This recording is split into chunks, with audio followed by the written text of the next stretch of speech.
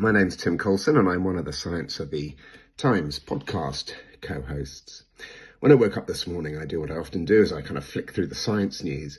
There was an interesting story on the BBC that said that there was a race between American scientists and Japanese scientists to work out why the universe existed. I kind of thought that was a fascinating story, but it was, as many science stories are in the press, a little bit vague. So I thought I'd explain what's going on in a little bit more detail. So there are two teams, one in America and one in Japan, who are trying to work out tiny little differences between matter and antimatter. Now, most of the everything in the universe that you see, or nearly everything in the universe that you see, is made up of matter. But there's something called antimatter, which is similar to matter in many ways, except it has a different charge.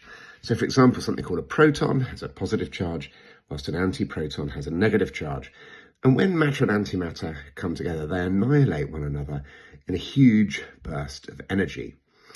And theory says that when the universe formed, there should have been equal amounts of matter and antimatter, and therefore we'd have expected them all to explode in a big annihilation, a big bang of energy, and there wouldn't be anything in the universe. It would have disappeared. Yet for some reason, a little bit of matter survived. So that either means there was a little bit more matter than antimatter when the universe formed, but scientists don't think that's right.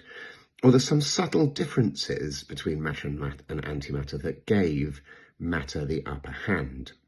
And indeed, what these two scientific teams are trying to do, one in Japan and one in America, is to try and work out, using huge detectors, whether a particular type of particle, a neutrino, differs a little bit from an antineutrino in a way that can explain why matter won out in the very, very early universe.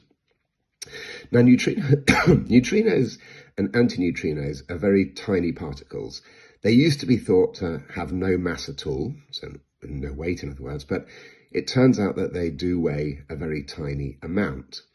And when they travel from one location to another, they tend not to interact very much, and that's because they only interact via two forces, gravity and the weak nuclear force. They don't interact via the strong nuclear force or electromagnetism.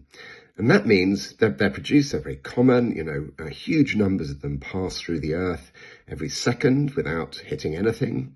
They pass through you without causing you any damage. But very occasionally a neutrino will interact with another particle, something like a proton or an electron, through the weak nuclear force, and that can be detected, but the detectors to detect that need to be enormous.